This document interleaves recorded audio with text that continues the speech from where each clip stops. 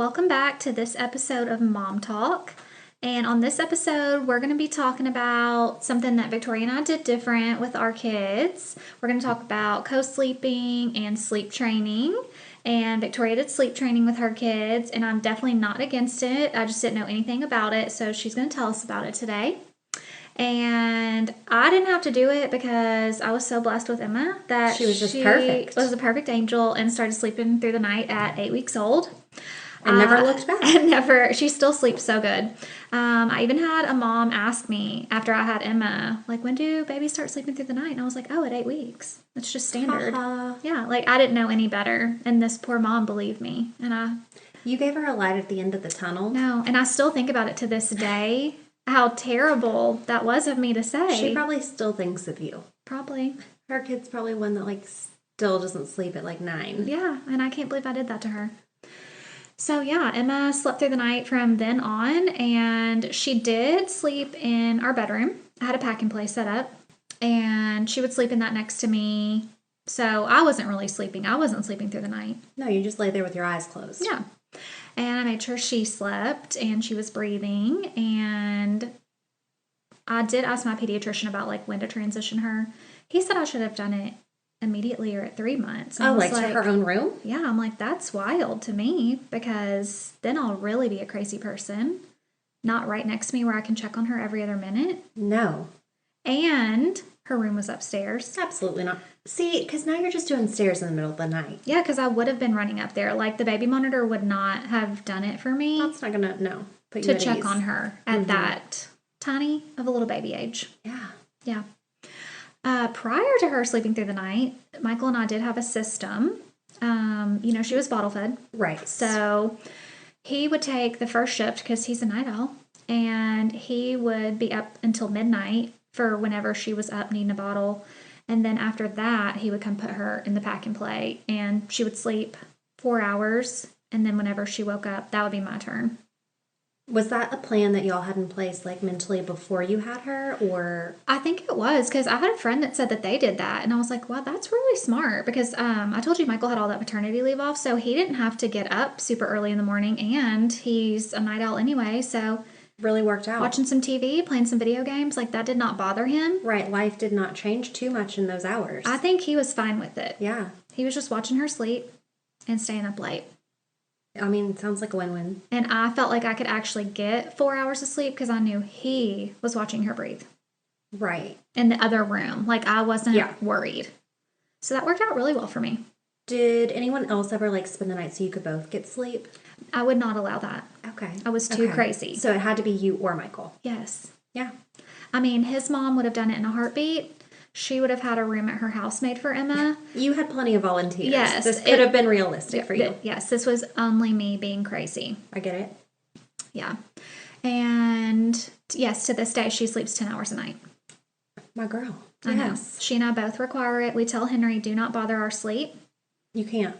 Your sister has got to get sleep, and so do I. Yeah. And he just doesn't need it like we do.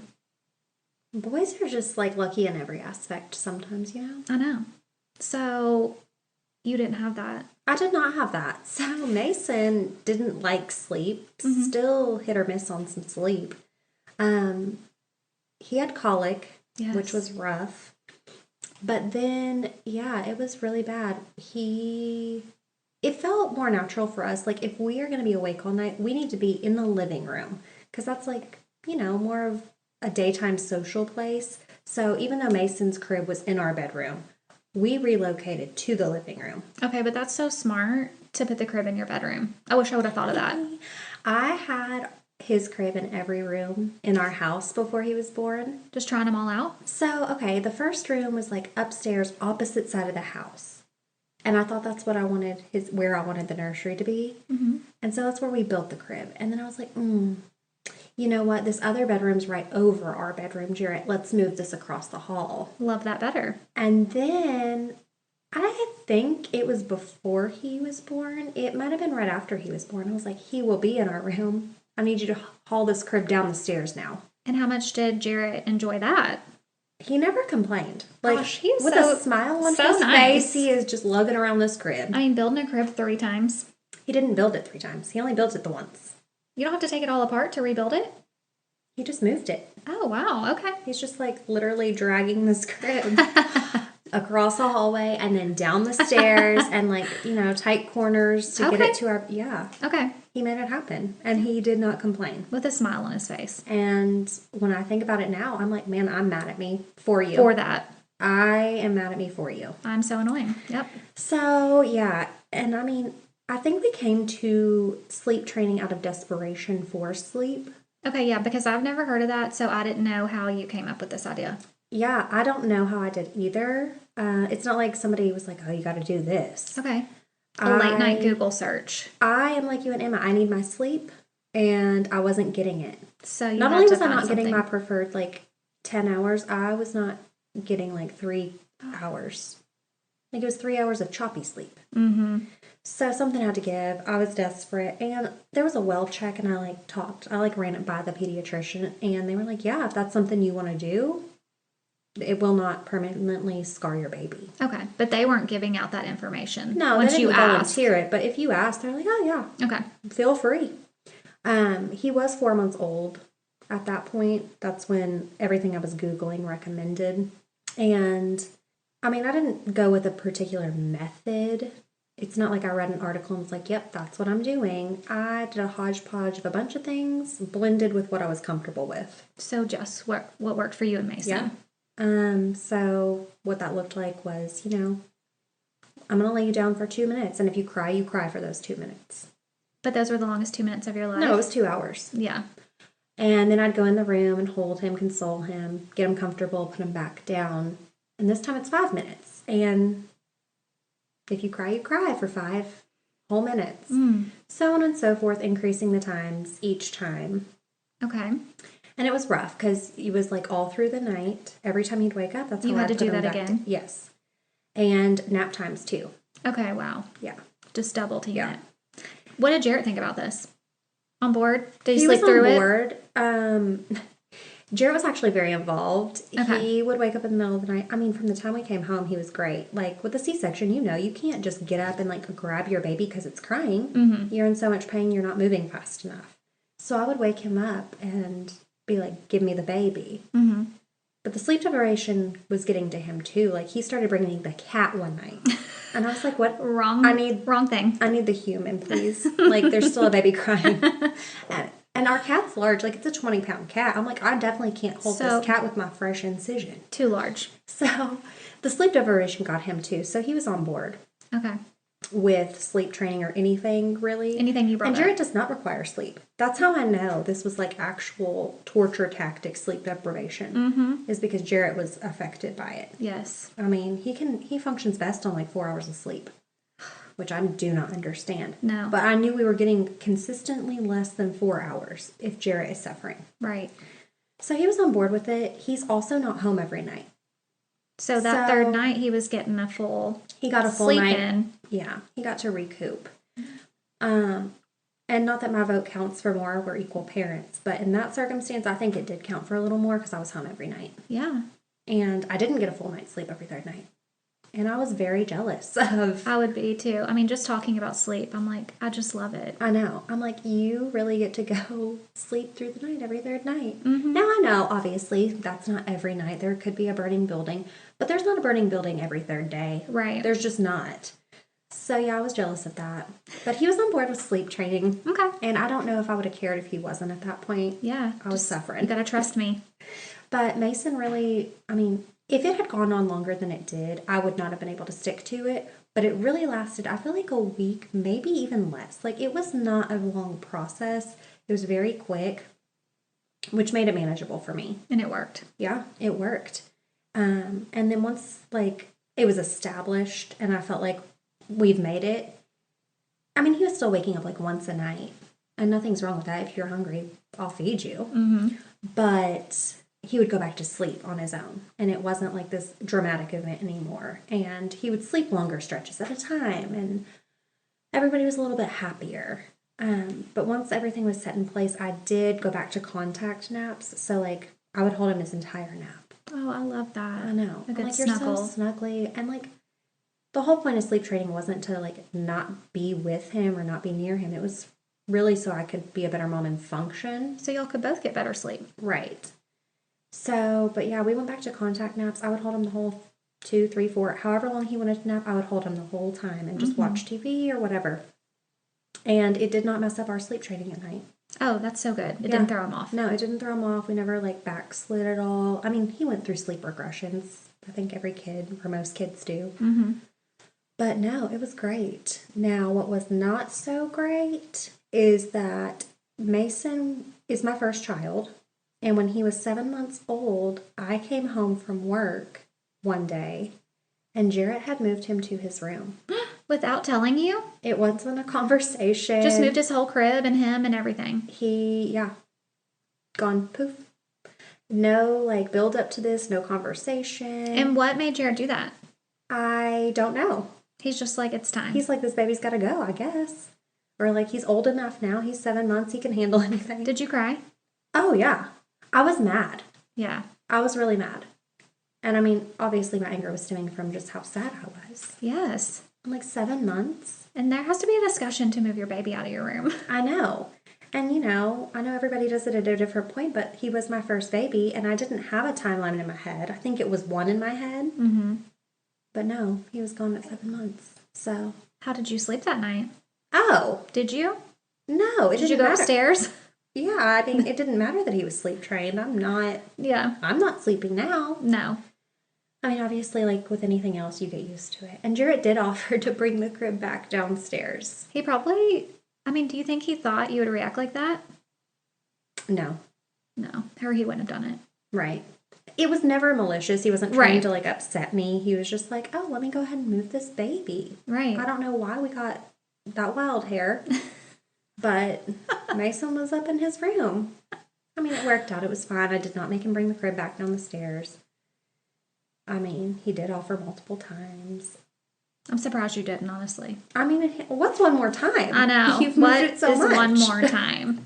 But no, it was fine. Sleep training. And then, I mean, once he turned 1, I think the night he turned 1, he decided he was going to sleep through the night every night for the rest of his life. Okay, great. And started sleeping 7 to 7. I love a good 12-hour stretch. I mean. And does he still nap now? He's 4 now, so it's kind of falling off. Like, they still do nap time at school. I still do it on the weekends at home. But he's actually napping less and less. You know, I was so sad to lose nap time. Emma napped until she was 5 and went to kindergarten, and I wanted her to nap in kindergarten, but they don't do that anymore. Right. And before Henry was born, I napped when she napped still. I was like, oh yeah, I'm getting my nap in too. Good for you. I'm exhausted. Not now anymore, of course, but I did back in her time. So nice. And then Henry's nap did fall off sooner. I would say like 3-ish. And I didn't know if it's because Emma wasn't napping anymore or he just really didn't need it. But he was always fine. I mean, he could go without it and it didn't show. Right. You know, at the end of the day, if they've missed nap and they need it, it's terrible. It's bad. But I feel like that's maybe a second child thing because Remy is already trying to drop her nap and she's only 2. See? So I'm like, is it because brother isn't? Right. Or like you're afraid you're going to miss something? Right. But just like you said with Henry, she's not showing that she's missing a nap. Yeah. Henry didn't act like Emma did if she missed a nap. Oh, Mason. Which was scary. See, that is a hard thing. Mason is not well if he is not rested. Exactly. I'm like, we can't go anywhere during these 2 hours because it's Emma's nap time, y'all. Mm-hmm. Like no family lunch, no outings. Yeah, we're unavailable. Unavailable. I do love a schedule. I know. And that's something that sleep training did like help too. Yes, get on a schedule. Yeah. I love a routine. I knew I was going to have some sort of routine for my kids in a schedule. Right. Like a daily, whether it was just sleeping, eating, like, because I thrive off of that. Yes. So I knew my kids would have something. You know, I have like a bad tendency to like even become OCD with a schedule. Because we love it. Like something bad's going to happen if I am off by 30 minutes. It's not rational, but I mean, sleep training did really help with that too. Okay. Then it helped in more than one way. Yeah, I think it really helped like establish a bedtime. Because when I look back at like, you know, I relive my kids' lives through their pictures. When I'm looking back through the pictures, I'm like, oh, why were you up so late? Mm-hmm. What's late? You know, late for a baby's like 8:30 to me. And I'm just like, well, I mean, I know you were young, but like, wow. You know, my kids still have a bedtime. And Emma is in middle school, and she's really pushing that back. So this summer is the first summer. I'm like, okay, I'll be lenient. But And what is lenient? Lenient is 9:30. Yeah. I mean, actually, they've pushed it to 10:30. And I know some people But it is summer. probably think that's like so crazy of me, but I want to be asleep. Yes. Do you feel like you have to stay awake as long as they're awake? I do. I mean, they are older. I'm not worried about what they're going to get into. But I mean, I still put them to bed. Right. We read a story, read our Bible story. We talk about the day. So that's something we still all do together. So yeah, I definitely feel like I have to be up if they're up, and I want to go to bed. I do still, like, Emma still needs her sleep.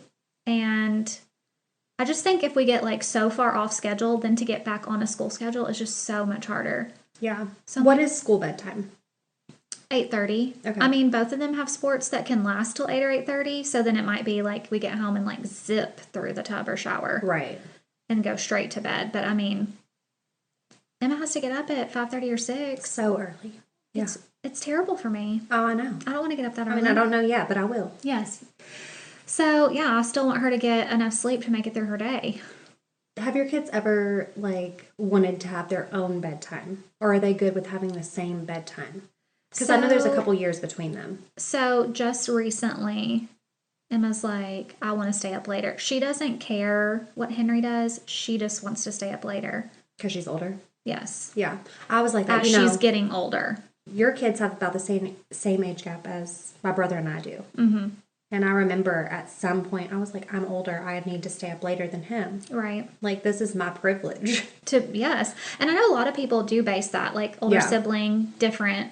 But honestly, Emma's the one that has to get up earlier. So right now, it doesn't make sense. That does not make sense to me. Yeah. I get what she's saying, and she definitely has perks of being the older sister, but I'm like, you have to get up so much earlier. Right. And you need more sleep. So this one does not make sense to me for you. Yeah. I remember when I was in 8th grade, I would beg my mom to stay up, and finally she was just like, you know what? Get yourself up in the morning then. Bye.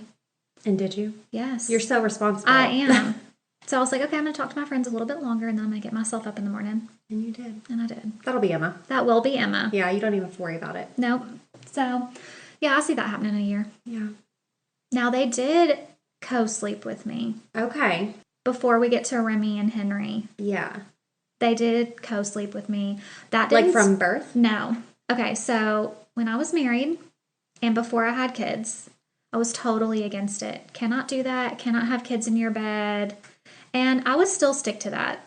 So this did not happen until I was in my home with just my kids. Yeah. And I still had them in their own beds. Like, we transitioned with them in their own beds, but they were young.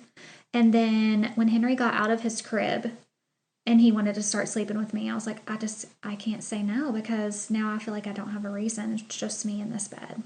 Yeah, join me. So there's plenty of room here. Why not? And so then Emma was like, well, if he is, then I am. I was like, well, it's a party. Yeah. So they were still really little, and we did co-sleep. How old were they? So Henry was probably 3, and she would be pushing 6. Okay. Yeah. Yeah. So little. And that lasted until super recent. I'm not going to bust Emma out. Yeah, we can't say the exact age. But super recent. And I knew they would grow out of it when they got older. So I wasn't in any rush to be like, okay, at this age, you have to sleep in your own room. Yeah. Because I just felt like that was just our time to just... I mean, we still obviously talk at the end of the night, but that was our time to, like, snuggle and bond and feel close. Yeah, and do you think that helped, too? Because, like, they aren't with you every night. Right. It was so it's, like, really taking up, like, every minute you have with them. Oh, you know I feel that way. Yeah.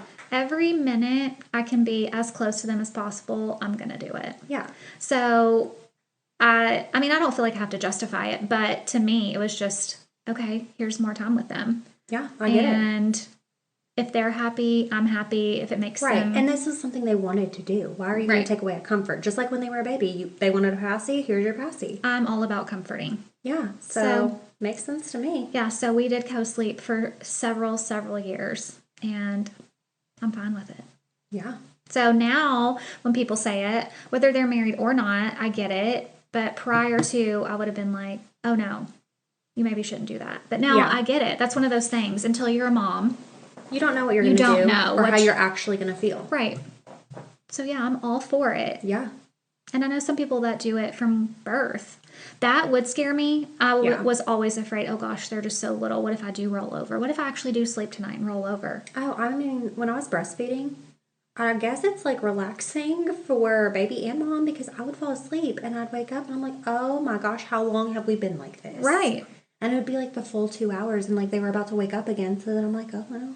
Mm-hmm. But it was so scary because I'm like, man, I'm not even like, you're not even laid next to me like in a DockATot or anything. Right. You're in my arms. I did not drop you off this bed. Right. Thank goodness. Could be off the bed in a minute. And you know I'm crazy. Mm-hmm. Like my mind is so wild. I remember being like, what if I started sleepwalking with this baby? I have zero history of sleepwalking. Okay, I was like, have we done this? No, I don't sleepwalk. Okay, but we But could in my have. mind, I'm just gonna magically like postpartum start sleepwalking. I mean, crazier things have happened, so. And I'm gonna be and will I be aware that I have this baby in my hands? Who knows? Like, I mean, I'm crazy. So yeah, I could never intentionally co-sleep. Okay. But now, okay, Mason's 4, and he never asks to sleep in my bed. He likes his. He likes his space, but the older he's gotten, Jared is a firefighter, so he's gone every third night. We have spend the nights. And I'm like, hey, do you want to stay up late? Like, you can eat ice cream in my bed and watch a movie. And he will occasionally, like, that is a good time for him. Oh, that's but so it's cute. a rare thing, and like, because back to, I need my sleep. Mm-hmm. And I do prefer my space when I'm sleeping. Like, even Jared, I'm like, can you, like, really get on that side of the bed? Right. Please don't be in the middle because that's also mine. Yes. So, yeah, we do some sleepovers occasionally. And I've offered this to Remy. Mm-hmm. And she is not interested. No, she's really Like, good. hey, do you want to stay up late and, like, sleep in mommy's bed? No. She's like, Remy bed, Remy crib. I'm like, oh. So she only sleeps in her bed. How does she Yeah. sleep if y'all go away? So this is cute. We went to Florida and I took a pack and play. I was like, you can sleep in this pack and play. And she was 1 at the time, I think, 1.5 maybe. She was determined. And she climbed out of the pack and play, had no clue she could do it, climbed up into the hotel bed and got in bed with Mason. Oh, she's like, I'm not sleeping in this when he gets to bed. No. And because it was like it was a room, like, there was a walkthrough, so they were in their own room, we were in our own room, like, but they were together. Mm-hmm. And there was a kitchen in between. Okay. It was a weird setup. Yeah, that's a weird layout. Yeah. But, yeah, it was so cute because I peeked in to see, because she had been losing her mind crying, and then, like, I peeked in, and she was in the bed with him, and they were both so sound asleep. Oh It was my the cutest gosh. thing. That is so sweet. But she's gotten older now. We went to Florida this past year, and she slept on, like, a little blow-up mattress thing. Oh, so she did fine. Fine. She's not interested in snuggling up with anybody. It's not even, because I remember when I was growing up, I wanted to sleep in my parents' bed. Mm-hmm. I wanted to. And, like, the substitution for that was like, oh, we'll go get in your brother's bed. Okay. Did you do that? Sometimes. Okay. And sometimes I would, like, just sleep on the floor. Okay. Like, outside my parents' room. Like, I just wanted to be close to somebody. Right. And, I mean, I understand Carter not always wanting his sister Yeah. in his room. Right. That makes sense to me. And sometimes he'd be fine with it, or I'd go in the middle of the night when he was already asleep. Surprise. But, yeah, Remy's not like that. She's like, no, don't need anybody. I'm fine. She's good. Yeah, even when it's offered. And, I mean, I've even offered, I'm like, do you want to stay up late and just hang out with Mommy? No. Like, she's routine, too. Okay, well, I can't So I blame can her. appreciate it. Yeah, I cannot blame her. Mhm. Did you have to sleep train Remy? I did sleep train Remy. Okay. So with Mason, it was like 4 months because that was recommended. With Remy, she actually ended up in a helmet. Okay. Like, she had a flat head. Okay. I didn't know she had a flat head, but at one of her well checks, the doctor's like, hey, did you know her head was flat? And I was like, no, what? And then she showed me, and I was like, ooh, it's like a wall. Like, it's flat. Oh, no. So we ended up getting her the helmet. She's nice and round now. She's perfect. But since I knew that helmet was coming, I prolonged the sleep training. Because in my mind, like, it's not going to be comfortable to sleep with this helmet on your head. Right. So let me not add to the torture and sleep training on top of this. Mm-hmm. So I waited till 7 months with her. She'd had the helmet for like 6 weeks. And I was like, okay, you can take on one more thing. Did the helmet bother her? Not a bit. Okay. So And she had to wear it in the heat of summer. Like, she wore it all summer long. She had a sweaty head, but she never once complained or was unhappy or anything. But yeah, 7 months I sleep trained her. Now, Remy was a better sleeper than Mason. prior to the sleep training. Prior to sleep training, she was a better sleeper. Okay. it's probably another reason I was able to prolong it. Mm-hmm. And yeah, she did great. I mean, I think she slept through the night earlier than Mason did. She was a solid 12-hour sleeper also. Jarrett did let her stay in our room for the full year. He knew. He was not touching that crib until I gave a green light. And two, with moving her upstairs, we were both worried that she would wake up Mason. Oh, yeah, that makes sense. And I mean, he was 1, so, I mean, well, I guess he was 2 by the time she was 1, but they were very close in age, so I didn't want 2 babies up in the middle of the night. No, nobody wants that. Nobody needs a helper. No. So that's smart. Yeah. So that was, I think, why he was so on board with leaving her in the room for a year, because Mason's room was upstairs. More space between them, less likely to wake up, and it worked out. Mason never once woke up. Okay, to her crying. Okay, so Henry didn't even have a room when he was born. We were building our house. So we were in the middle of building. So in the house we were currently in, we didn't even make him a room. So he was definitely in our room, which was still downstairs. Emma was upstairs. So like you said, we weren't worried about him waking her up. So he slept in our pack and play in the room. I think we did the same setup as with Emma. I mean, it worked so well with Emma. I know. I was like, Michael, you got the first shift. Yeah. And I've told y'all before, he had the colic, the reflux. I just felt like Henry just could never be fully settled. Yeah. And he definitely slept on me because he had to stay sitting up for at least 30 minutes after he was fed. My poor babe. Oh. I know. He slept in the swing a lot because he was propped. Oh, yeah. I mean, that was so much more comfortable. Yes, and my go-to. Finally had to get out of and you're probably not supposed to do that, but I had to get out of that when he could start turning over. I was like, he's going to flip right out of that swing. Yeah, that's why you're not supposed to. That is exactly Henry, why. You're giving the prime example. I know. So about 9 months is when he finally started sleeping because I think the reflux was better because he could have some real solid foods. Yeah. Cut that bottle back some. And then we were in the new house. He had his own room. So at 9 months, he was out of our room. And I was sleeping better because I couldn't hear every little roll he made. Yeah. And I put the pillow in there, even though you're probably not supposed to do that either. But I just felt like he was so cozy. Besides sleeping on his pregnancy pillow. I mean, like me with the sleep training, you did what you were comfortable with. I was comfortable. Yeah. And so was he. And you're such a freak show in the best possible way that if you were comfortable, it was safe. Yep. You knew your baby. And he was happy. Yeah. So if babies are happy and sleeping, then moms are happy. So yeah, do what you got to do. Yeah. And what feels right for you. Mm-hmm. But Henry, did he sleep soundly after that? Like he was good to go at 9 months? I think so. I mean, they both had a couple sleep regressions, like you said, like if it was like a growth spurt or something. Or if they were sick. I mean, yeah, those things I don't think count. Yeah, I don't think they count. Nothing crazy. And he is still a good sleeper. He just does not need as much sleep. But he's also super even keel, like constant. Like he's always in a good mood. So the sleep does not affect him. Okay, well, thank y'all for listening to this episode. Don't forget to follow us on our Instagram at MomTalkTN for all the latest updates and all our new shows that are coming out. And thank y'all for listening. Thanks. Bye.